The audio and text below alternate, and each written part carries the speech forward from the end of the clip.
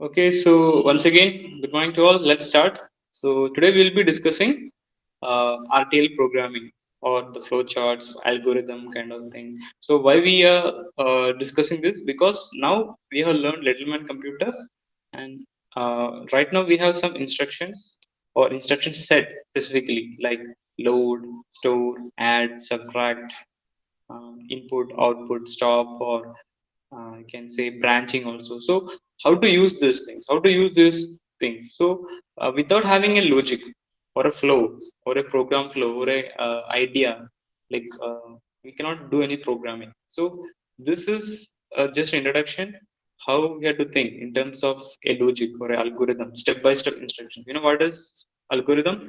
Algorithm is a step by step instruction to solve any problem, right? So all these languages, programming languages, high level, yeah, even low level languages have no use without we have idea what we are trying to do. If you don't have idea what we are trying to do, how to solve a problem, all these things are no use. So today we'll discuss some of the things. So this is a simple uh, you can say flowchart for multiplication. So I think this is visible.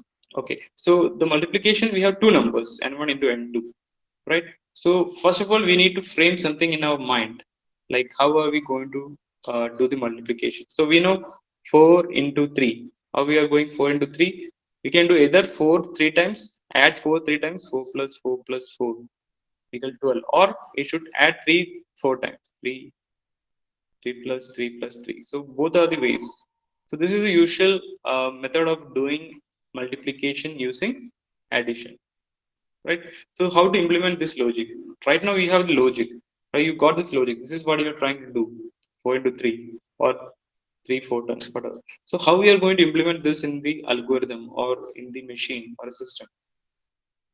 So that is the most important thing. So here you have to input. First of all, you need to input two numbers, n1 and n2. That is for sure. Then you need some variable where you want to store the sum, because there is a loop. There is always a loop because 4 into 100, 4 into 200. So it can be any number.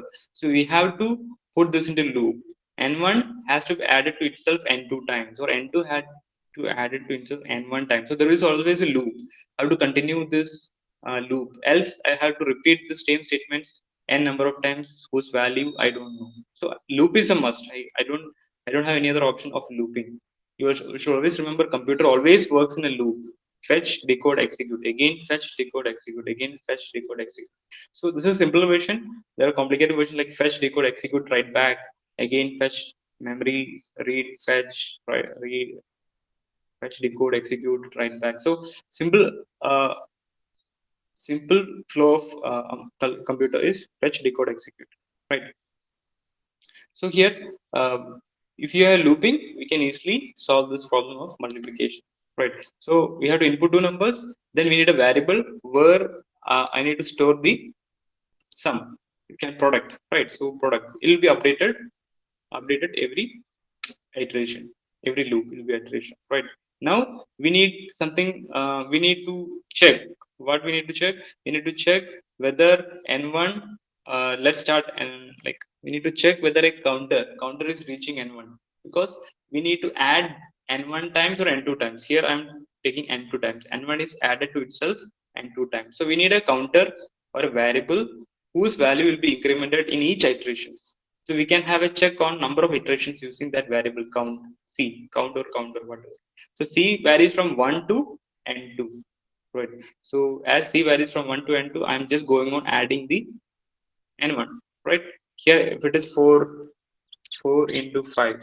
So for example, 4 is your 4 is your n1, and 5, this is 5. 5 is your n2.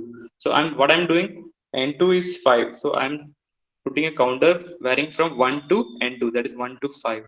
And each time what I'm doing, I'm adding 4 to itself, right? Starting the p product is equal to, product is initially 0, product plus 4, or product at first number. Then I'm checking whether my, okay, whether my n2 is greater than 0. Here I'm decrementing n2 each iteration till n2 becomes 0. Okay, so that is another option. So go on decrementing n2 by c. C is a counter or count one. C is a constant here. This is another option. Another option is you can increase the counter. That is another option. And check what counter is, compare counter and n2. Okay, these are simple flow. You can say this is arrow shows your program flow or data flow, right? So you're going on checking n2 in each iteration whether n2 is greater than 0. If n2 is not greater than, sorry, n2 is greater than 0, you know you have to add more. N1 has to be added to each of more. So I decrement n2 and go on adding p assigned as p plus n1. So here there is some there is some important arrows which I will show you.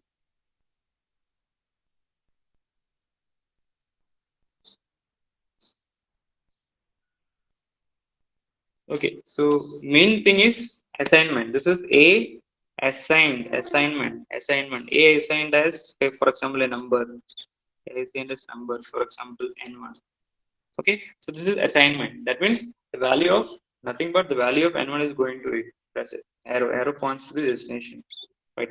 Now there is something at the um, then we have different blocks. This is rectangle with rounded edge. This is for start and stop. Start operation of the algorithm and stop, or for chart and stop operation we need rectangle with rounded edge. Okay, start stop. All the assignment has to be put in rectangular. Not only assignment, your operations, your addition, subtraction, all those things. For example, I'm putting n2 is decremented by n2 assigned as n2 minus 1. Okay, so this is also put in rectangles. So what are the details I'm putting rectangle? All those assignments and operations, logical or mathematical operations, I'm putting rectangle. Starting and stopping, initialization, starting and stopping, I'm putting rectangle rounded edge. Now there is the initialization, input and output. So input and output, I should use a parallelogram. Parallelogram input. You know parallelogram. Opposite sides are parallel and may not be 90. Angle may not be 90. So that is a parallelogram. So all this input and output, input n1, I should use a parallelogram. Similarly, case of output also, print or display, print product, something like this. So these are the main figures or main graphical blocks which we'll be using in the flowchart. So another is a circle. What is circle used for? Circle is a connector. For example, you are connecting these blocks, connecting blocks, and you need to continue. You don't have space, so you use a connector. One. Now you can start from same connector here. So one stands for that point which you left in the bottom. Again, you can restart from that label one. This is a connector. You can see this is a label, something like this. I think that's all our most important blocks.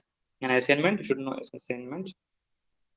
That's it. So the flow arrows showed the flow. Another important block is the decision block. This is a decision block. This is diamond shaped blocks. Diamond shaped block. So is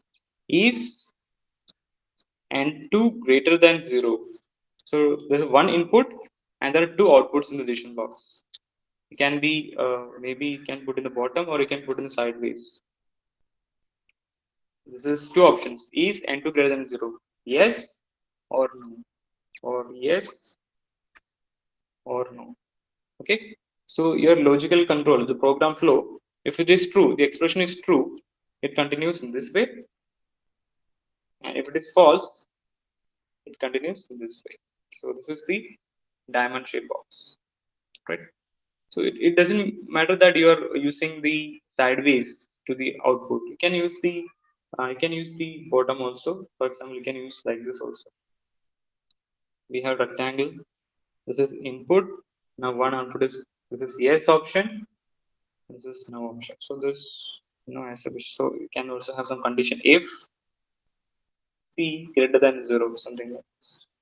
The only thing C should be having variable already declared with some value initialization. So two options. Yes. So this is called program flow. This is one input, two output. So if else statement, while, for, so all this used in algorithm. So here I'm using flowchart. So we'll come back to yours. Okay, so I hope we have here we have a start stop block with a rectangle with rounded edge, and input is in parallelogram, and assignment is put in rectangle, and mathematical operations plus assignment is again rectangle, and decision blocks again diamond shaped box. So two options, yes or no.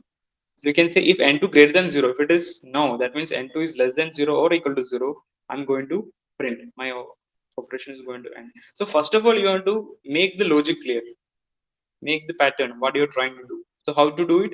You need some practice. You need to see simple algorithms, how is multiplication, adding three numbers, two numbers, which number is greater than a and b, something like that.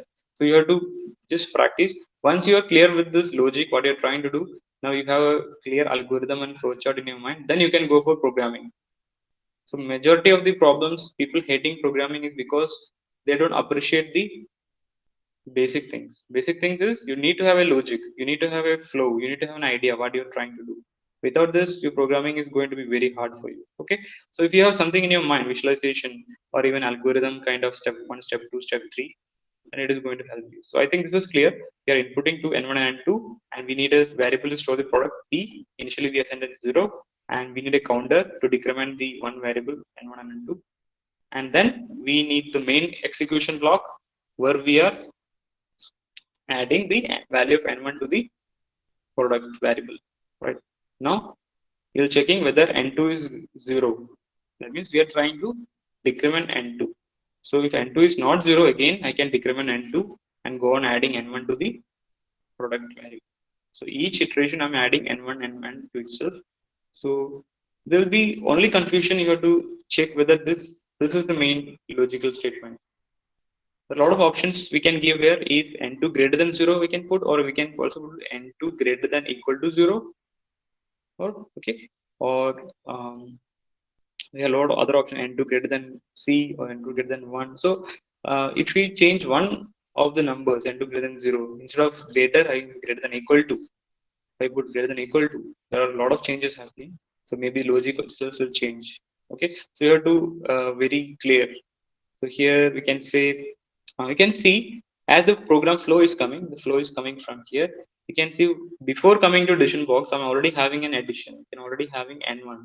P is having already a value of n1. Before entering to addition block in the first time, I'm already having addition. That is why I am checking n2 greater than 0. Right? So that means whenever n2 is becoming 0, I'm again having one more addition. So it becomes n2 is here 1. So again 1, n2 again assigned as 1 minus 1. Then n2 becomes 0 here. So then again I'm adding one more addition, psn and p plus n1. Right? So we have to sure whether it is working correctly, or maybe there is one more extra addition or something. You have to check. You have to check. Maybe there's some error, so you have to check. So that is the logic. Should I grade n2 greater than 0, or n2 greater than equal to 0, or n2 equal to 0? So all those things you can check. So best example is when you have set an algorithm, you just put some two simple numbers, 2 and 3. Right? Here better to put 3 and 2. 3 and 2, so that I can reduce number of loops. You can see. Then how you are checking? Then you write n1 and n2 here. So initially a value of n2, n1 is 3 and 2 is 2. Okay, let us assume like this. Now let's see c is also one constant. C is also constant here. Now first when you go to p, value of p, yeah, p also I need here, p. Initially p is 0. Now in the first rectangular, p is assigned as p plus n1. So what I am doing, p plus n1, so p become 3, 0 plus 3, 3. Now I'm checking n2 greater than 0. Yes, n2 is greater than 0 because n2 is 2. Now what I'll do, I'll go to the rectangle, left rectangle, n2 assigned as n2 minus c, that means n2 minus 1, that means n2 becomes 1. Right? Again I go to p assigned as p plus n1. So again with p plus n1, this becomes 3 plus 3, 6. Okay, now again checking n2 greater than 0. Yes, n2 is greater than 0, n2 is 1. Right? Then go to n2 assigned n2 minus c. So n2 assigned n2 minus 1 means 1 becomes 0. Now again I'm adding what? And I'm adding p assigned as p plus n1. That means I'm again adding p. That means again 6 plus 3 9, right? So p becomes 9. Again I'm checking is n2 greater than 0. Now I'm becoming no because 0 is not greater than 0. So going to no and printing p. So value printed is 9. You can see. So we can say there is 3 into 2. We are getting the output 9, but actually 3 into 2 should be 6. Okay, so there is a bug here. There is a error here. Or am I wrong? Or there is something missing? Okay, that means there is some bug here. So that means you have to do something. So one option is maybe you can put this decision box and to greater than equal to 0 or something. Yeah, that doesn't. That also I think I don't think will work. So maybe I can interchange these two blocks. Maybe after decision box I should check the condition. So there are a lot of options. We have to think which is a better option. So this is the way a algorithmic designer, flowchart, or a programmer thinks. First, the idea should be clear. The assembly language or the flow, the idea or flow or logic should be clear. Then only you start programming. Without that, programming is not like good option. Then you will be get frustrated.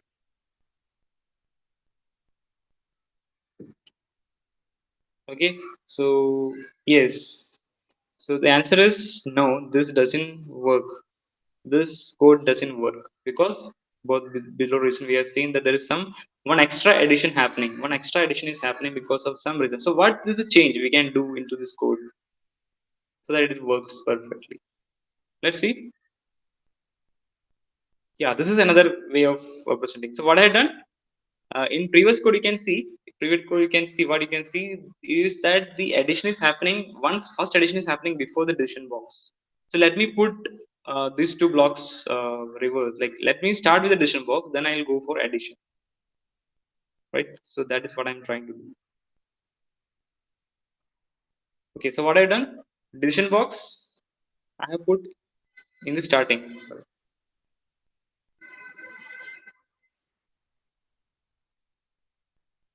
Okay, so what I've done, decision box I put in the starting before doing the addition itself. Now again you have to use your brain. So again you can check some value or you can use your brain. So first best option is you just take some random values n1 and 2 p c, something like that. So again like previous example 3 and 2. Initially p is 0, c is 1. So first is n2 greater than 0? Yes. N2 is 2 greater than 0? Yes. Then p is n p plus n1. So p become 3. Right? N2 sn is n2 minus c. N2 becomes 1. Right? Again check the condition. N2 greater than 0? Yes. N2 is greater than 0. True. Again go to p s n as p plus n1. 3 plus 3. So p becomes 6. Right? N2 is decremented. N2 is n2 minus 6. N2 becomes 0. Now again checking 0 greater than 0. No, 0 greater than 0 is not correct. So print p. So right now I print p equal to 6. 6 will be printed. Now I think the logic is clear. Now it is working. So this is where you have to analyze in your mind. Sometimes initially you have to put some values, but later you can do everything in your mind. Maybe. Okay, because that requires only practice. So this is clear. The flow is clear. The algorithm or flowchart is clear. Now you can start programming. The same order we can go with the program. Okay. Uh, so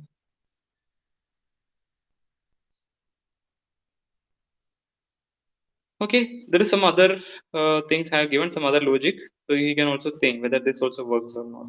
So that's it. You have to think. So first you need to think. So here, what I'm the change I'm doing here.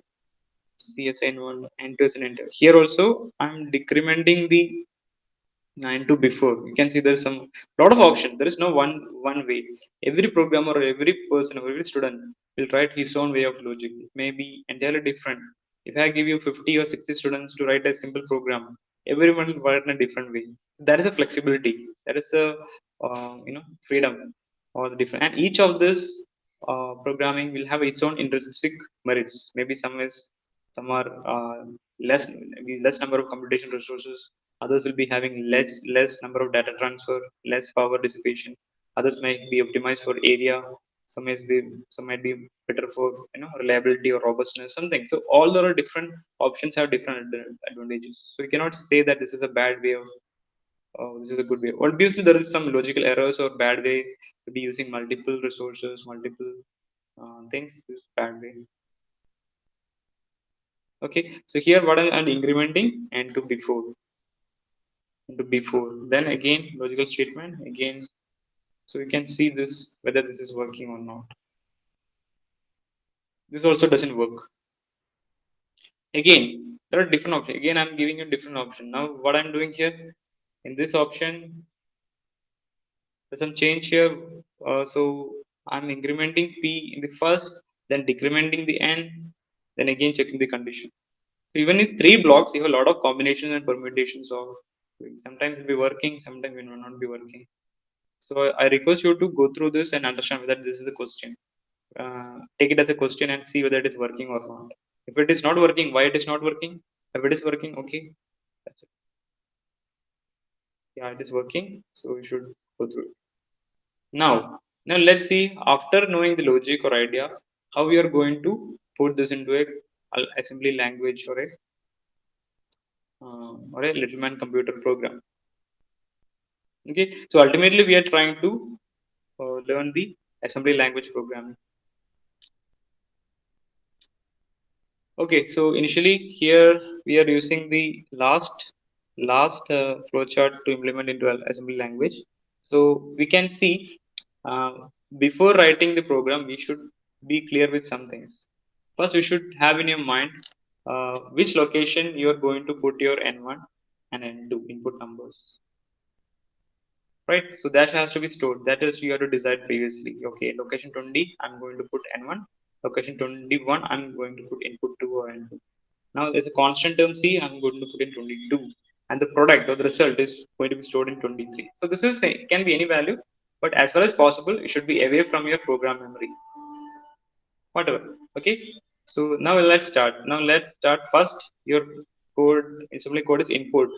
You should know this is a little man code to input any number through the in basket. So I had to write some number and put in the in basket. Little man will take that number and put in the calculator screen. So this is the first is input. So you can see that is stored in the location 00 in the mailbox or location or main memory. It is in the starting one, right? So these locations of the data I'm putting from 2021, 22, 23, and code or the program data I'm put starting from location 00. I should never overlap program memory and data memory. It will cause problems. We discussed yesterday. All these viruses try to do those things. It will put something a new address so that your system or computer will be going to that address, and that will have been problematic behavior or copying the worms or okay. First I input first number. Now as planned, I'm going to store it in 20 location 20. Store STA 20. So STA means storing. Whatever in the calculator screen, Riddleman will take that value and put in the location XX. Here XX is 20. So the input one is stored in 20 location. Now I can input the second number. Okay. Again second number I'm putting the location 21 as planned before. Now now I should start adding. Go and start adding. Right now you go back to your flowchart. Right now what is my plan? I need to add the N1. That means to add those numbers, right? And the product is stored in location 23. So the product is temporarily initially put value 0. That is up to the programmer. I can initialize all this memory to 0 or whatever value I want. So I have put the location 23 where my product is to be stored into a value 0, initialized to 0. Now I'm loading it, loading that p into the calculator screen, right? Then I'm going to add 20. So add 20 means add n1. I'm going to add n1 with the p, that is this p assigned as p plus n1. Okay, now our addition has been done. Now again I have to store it back. Why I need to store it back? Because now I need to decrement the n2, and again then I need to check the whether n2 is 0 or not, greater than 0 or not. Okay, so that is my option. Again I store to 23. Location of the product is 23. So again I store back to 23 after addition. Right? This is a load and store architecture. First you load it, then you process it and store it back. Again load it, process and store it. So this is a difficulty in Littleman because it is very primitive. Although it is simple, it's having a lot of restrictions because only one processor is one ALU is the you have to every time you have to take the data from the memory, process it right back. So that is a difficulty. Okay, now we will be processing the next instruction n2 ascend as n2 minus c. Okay, C is stored in 22 location, 22 locations, 20 location number 22. So again I load 21, I'll load the n2, n2 is stored in 21, so I load 21. Then what, I'll subtract n2 with the value stored in 22. That means I'm subtracting c from n2, right? Again I have to store it back to n2 value, n2 place, that is 21. Again whatever executed, I'm again storing back to n2. Now you can see, now the next block is the decision block. I have to check whether n2 greater than 0. So what I'll do right now, you have just subtracted n2, right? So calculator screen right now have the value n2 because you have decremented n2 by 1. So whatever is left will be already left in the calculator screen only. So I can directly check the whether it is 0 using the condition BRZ, branch if 0. BRZ is unconditional branching. Sorry, conditional branching. You're branching only if it is 0. The value in the calculator screen or accumulator is 0. So we have n2 already there, so we are just checking n2 is 0. So what happens, n2 is 0, I'll jump back to location 12. You can see I'm jumping back to location where, location 12. What is location 12? Load 23. I'm just loading the product 23 and outputting the product value in next statement, and then I'm stopping. That is my print p and stop. That is my no. The condition is no. If n2 is greater than 0, no, then I go to print p. That is load 23 and output 23 in the out basket and stop it. Else, what happens if that is not 0? If the value in the calculator screen, that is n2 is not 0, what I'll do? I'll go back to just next instruction by default. If it is 0, it will jump. That is branching. If it is not 0, I don't need to jump because the condition is false. Now I just go to the next instruction, that is 11th instruction. What is this? Now also branch is 0 to 0, 4. I don't think there's some error here. I think branch if 0 should not be here. Branch, I should directly branch. BR, it should be RA, I think. Branch, it should be BRA to 0, 4. That means I'm again jumping to the loop. What is the loop here? Yeah, P assigned as P plus N1. That means again I need to load P. Again, I'll continue the same thing. Okay, I think there's an error here in the 11th statement. It should not be BRZ, it should be BRA. I hope so. Okay, you can check it whether it is working. It can be BRA because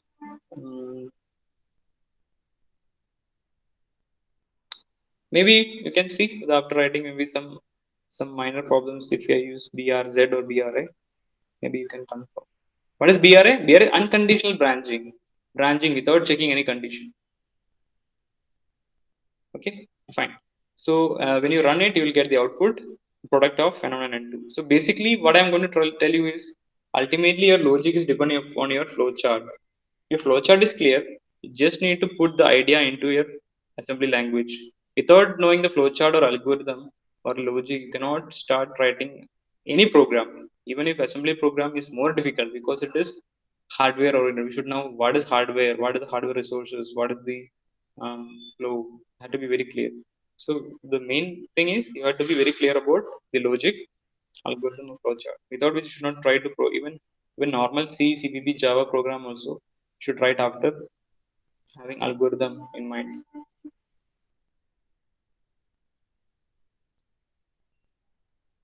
Okay, now division. Now we'll come to division. So so we have two numbers n1 greater than n2. So I think we are trying to do n1 divide by n2. This code we are trying to do n1 divide by n2. It's code for division. You can see whether it is working or not. So need a variable. We know what is the minimum requirement. We need a variable q to store the quotient. Okay. Again, check whether n1 greater than n2. So before this, writing this even flowchart also, you should know what we are doing. 10 divided by 2. So how we be doing? First, we'll take 10 minus 2, we'll get 8. Then 8 minus 2, we get 6, and go on subtracting 2 or subtracting the denominator from the numerator, and just see whether the numerator is becoming 0 or the numerator is decremented after each iteration, and check whether it is 0. Whenever it is 0, stop the subtraction. And how many number of times you are able to subtract will be your quotient. Here it will be 5 times I am able to subtract 2 from 10. So it will be 5 times. So 5 is the quotient. So whatever is remaining, whenever n1 becomes less than n2, whatever is remaining in n1 becomes the remainder. Remainder. Okay. I think that is clear. For example, 11 divided by 3. So you first subtract 3 from 11. That means 11 minus 3, you'll get 8. Again 8 minus 3, you'll get 5. Again 5 minus 3, you'll get 2. Now we had already subtracted 3 times, so quotient is 3. Now we will be checking whether n1 greater than n2. N1 greater than n2 is is 2. Is 2 greater than 3? That is the remainder. Is 2 greater than 3? No. That means 2 is not greater than 3. So have to output or to go into the outside q. Print q. That means print the quotient, which is 3. Right? If someone asks for remainder, whatever left in n1 is remainder. That is 2 here. Remainder is 2 here in this example.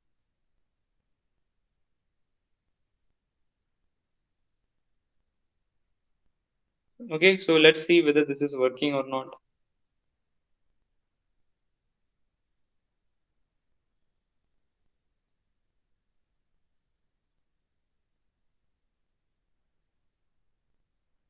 So let's take two variables. I'll take 5. N1 as 5. So N1 and 2 Q. These things I require for this.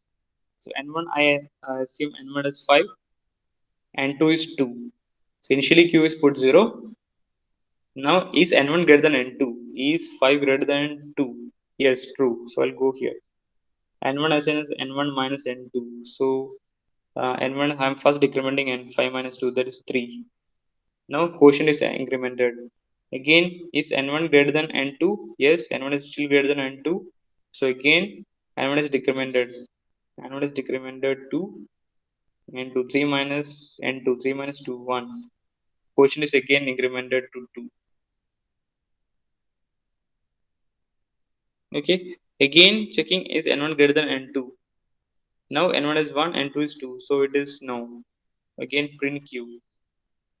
Yes, print q. This is print 2. So basically, I'm saying that this is working actually, right? Or is there any some cases where it doesn't work? Yeah, we don't know actually. Yeah, here you can see the question is 2, remainder is 1. Okay, so here it is working in this case 5 and 2. Let's take another example. Maybe there is some error. We have to troubleshoot all the test cases. It's called testing and verification. So let's take some other example. So here n1 and 2 and q. Let's take 4 and 2. 4 and 2. N1 is 4 and 2 is 2. Q is initially 0. So in the first case, N1 greater than N2? Yes. 4 is greater than 2. First N1 is decremented. 4 minus 2, 2.